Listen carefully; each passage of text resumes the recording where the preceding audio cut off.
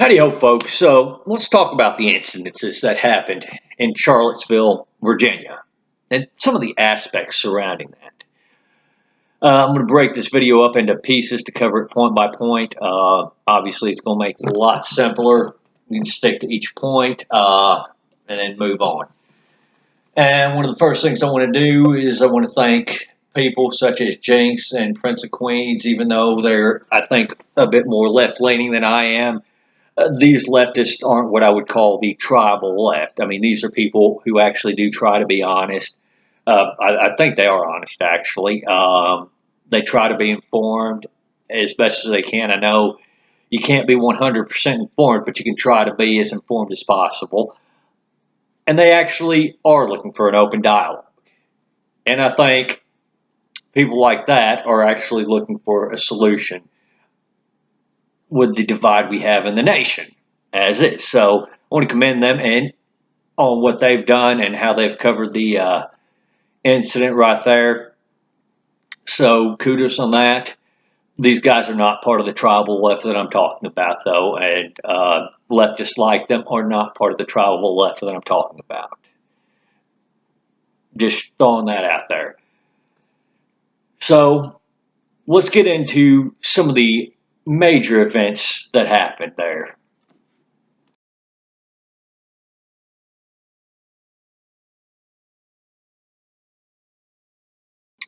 All right, so the main event was a protest against the removal of a statue of the late General Robert E. Lee. And obviously, there was a counter protest. That was the main event. They had a Unite the Right march, I guess, the night before, which we can talk about that a little bit. That'll be another segment. However, you know what? I'm just going to say it right here. I don't think we should be removing statues like that. I don't think we should be trying to erase our history. We have a vibrant history in this country. And by the way, the Civil War was not solely fought on slavery. In fact, slavery was one of those down the road issues that just happened to get pushed to the front with some creative historical writing. That's another video in itself, though. General Robert E. Lee himself, interesting fact about the man. The man actually personally opposed secession of the Confederate States. However, he turned down the appointment to the Union Army and took the appointment with the Confederate Army because as an officer, as a soldier, he would fight to protect his neighbors as opposed to put them to the sword. And if you don't see why this is an important trait for a soldier to have, then you really don't know what makes up a good soldier. All right, so obviously things got out of hand there. There was a police helicopter that crashed. Another event was some protesters got run over, and we'll cover that. But there was a lot of outpour after that, too. And again, I want to cover each and every one of these aspects as I can. So on to the next part.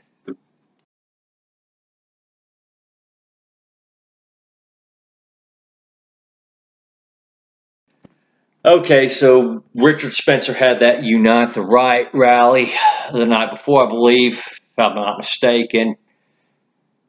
I don't know any of Richard Spencer's personal opinions on this. I've never really looked into it.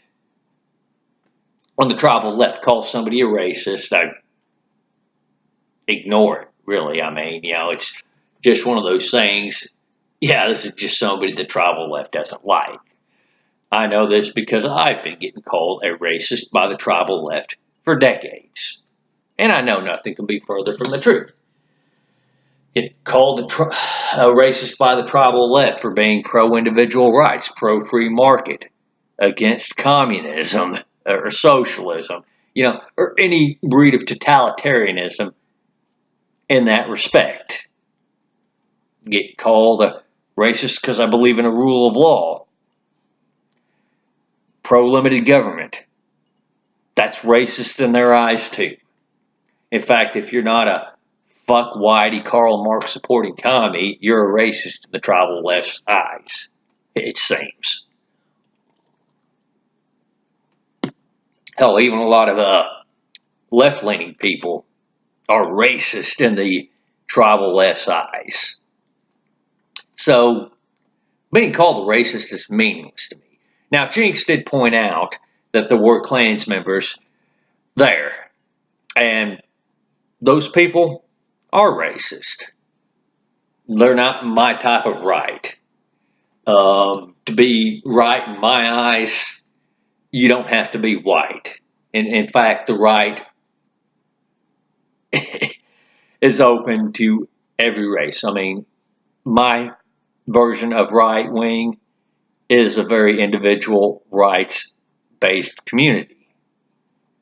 You know, you can be black, you can be Hispanic, you can be Arab, you can be Indian, you can be Oriental.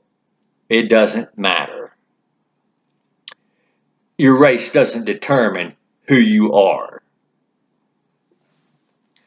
Now, given that, okay, if it is about him wanting to unite the right to be racist, well, good luck on that.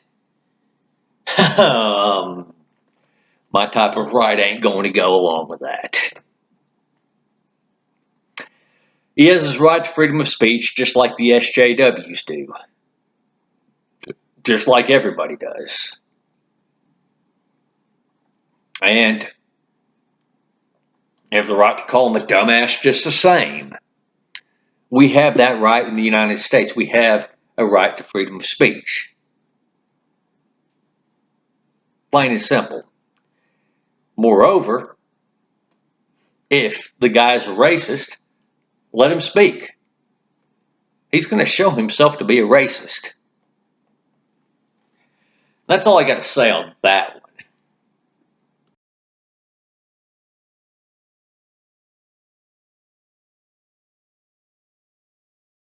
So let's discuss the event that got the most coverage that I've seen out of this.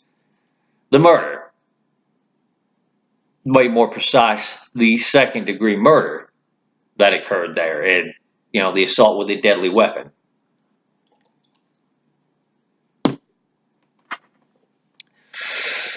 So I saw the video on this, and the video I saw was filmed by one of the counter-protesters. Before impact was made, you heard this chant, which I've heard before. Yeah, in fact, I've heard, oh yeah, that's BAM and Antifa usually chanting it when I hear it. And the chant was, "Whose streets are streets?" And you see in the video, people blocking the roads. And then you see a car come plowing in, hitting protesters in the car behind them. You see the car back off and get the fuck out of Dodge. Put it in layman's terms. You hear the cameraman, "Oh my God, oh my God." And I'm going to tell you on this one, I don't feel sympathy for anybody in this one, except for maybe the person in the car who got hit. And the one in front of that. You don't want to get hit by cars. Don't block the streets, you fucking morons. I mean, honestly, I think honestly the police should have arrested every goddamn person out there blocking the street. But that's a different segment, by the way. I don't feel any sympathy for the people who were blocking the street that were hurt. I don't feel any sympathy for the person who was killed. You don't like it, get out of the streets. You have the right to freedom of speech. You don't have the right to block traffic. Continuing on, I don't feel any sympathy for the person who did this either. That videotape clearly shows a second-degree murder and assault with a deadly weapon. Person should face the consequences of their actions too. This should be a hint for all you idiots out there that think that blocking the road is a perfectly legitimate form of protest. Get the fuck out of the road.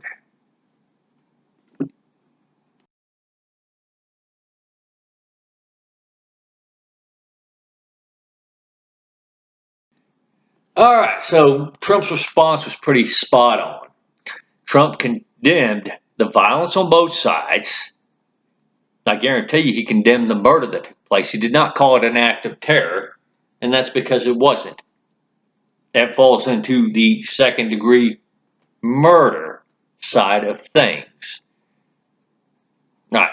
And all these people on the tribal left that are demanding he refer to it, and rhinos as well, demanding he refer to it as an act of terror, are out of their fucking minds.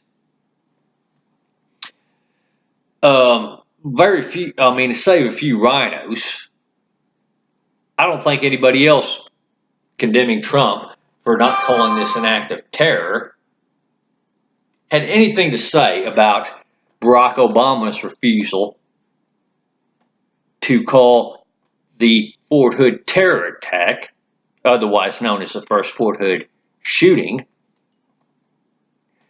an act of terror.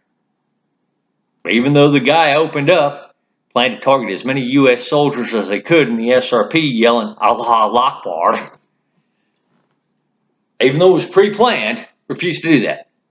Same for the San Bernardino County attacks.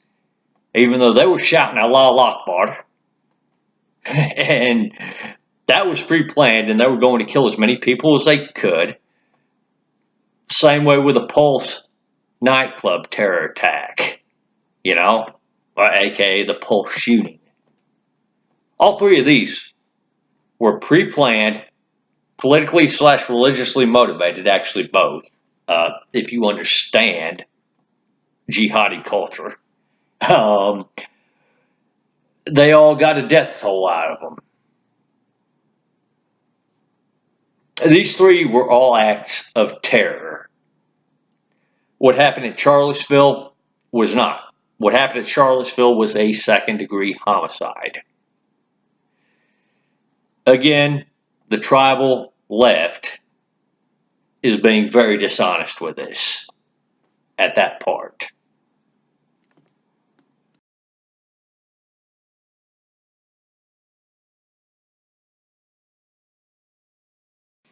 And all you on the tribal left who sat there and said the police just didn't do a good enough job and that was unacceptable for the police not to be there immediately. I got one Supreme Court case. This is going to answer all your questions. Warren versus District of Columbia. They don't have a constitutional duty or obligation to protect you as an individual, just the public at large, and just to enforce laws. That's it. Something me and many others on the gun rights side of things have been saying for a long time. They don't. But let's delve into this a little bit further here, shall we?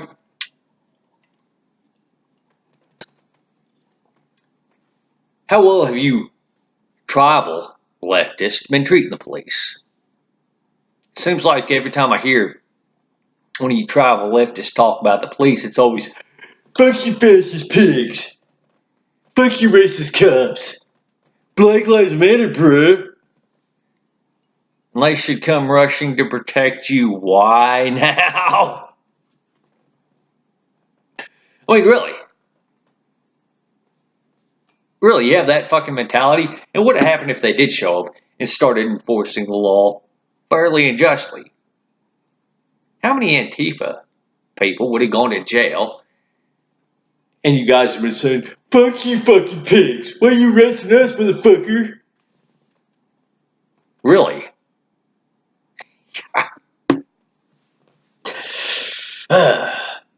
And you're upset about that. Which brings me to my next point.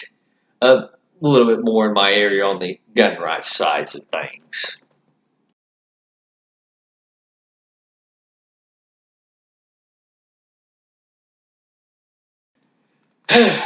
This is the part that gets gun sense people, aka the gun controllers, go more than anything else there. They didn't seem too concerned about the murder that took place there. They didn't seem too concerned about the lawless behavior that led up to that murder or the injuries. They didn't seem too concerned about the violence on both sides, as Trump accurately put it. Their goat, their beef, was with the fact that people were, law-abiding citizens were carrying rifles in accordance with the law. That was their problem. Now, with open carry, I agree with the laws wholeheartedly. With the open carry Texas, they've got a lot of points to make. I agree with them, they've got a good point to make with their open carry rallies. Now, do I think some of the open carry members can get distasteful with the cops? Well, yeah, they do. There are some of them that have gotten pretty distasteful with the cops, and I thought that was shameful. Meanwhile, there are a lot of open carry members that have a lot of respect for the police, and the police in turn have respect for them as well. And that's a good thing. With that being said, there's only 2 political rallies that I've been to in my life. Both of them Tea Party rallies. Both of them I was carrying concealed this pistol right here. Obviously I had a license to carry, and I would have never expected to have to use it, and did not have to use it at those rallies. They were pretty peaceful rallies. You know, groups like Antifa did not show up there.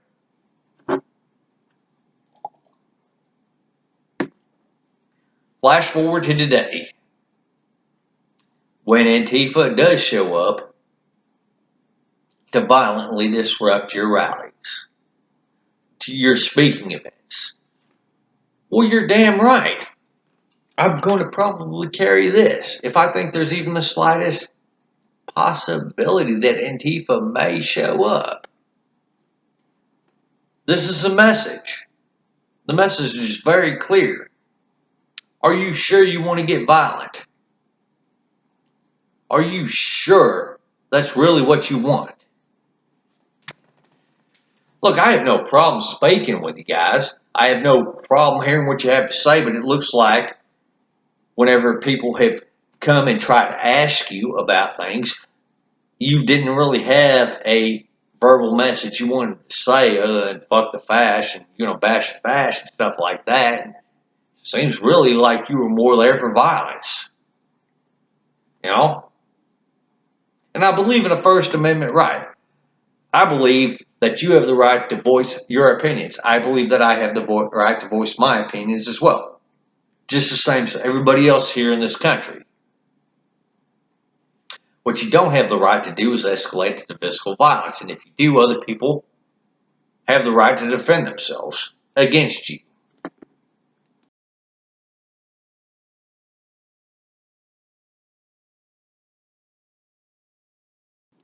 So as I've said before in this video, you don't have the right to block traffic. You have the right to freedom of speech, but you don't have the right to block traffic. When you do that, you're putting your own worthless lives in danger, and I say worthless for a reason, because obviously if your lives are that worthless that you're going to go out in the middle of the road to block traffic for your point, your lives must not mean anything. But not only that, you're putting other people in danger, to include the driver and passengers of said vehicle, who might swerve to avoid you and end up killing themselves in the process. So yeah, you know what? I don't feel any sympathy for you if you get hit by a car when you're walking out there to block traffic because something happened you didn't like. A court ruling happened that you didn't like. An election result happened that you didn't like. And yes, if you consider your lives that worthless, well, I have no choice but to consider your lives that worthless as well. And to add on to that, I am a commercial driver, by the way. Got my CDLA. I drive for a living. This is coming from a commercial driver telling you not to fucking block the roads. This is coming from somebody who drives for a living, who spends their working hours on the road. So I think you should fucking take that little bit of advice.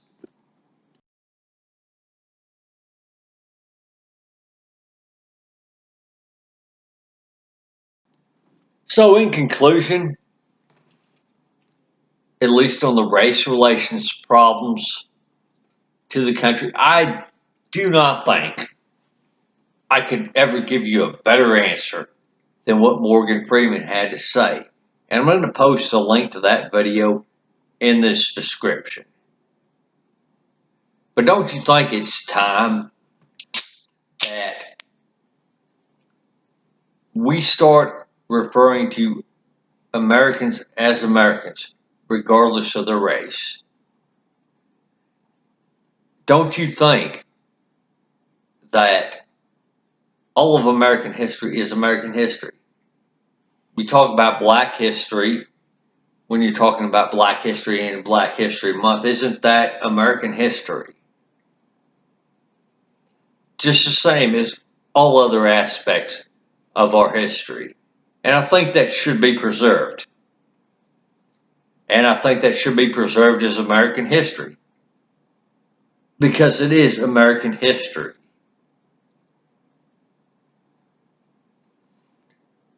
So, for those of you who stuck along that this long, I appreciate y'all take her easy out there.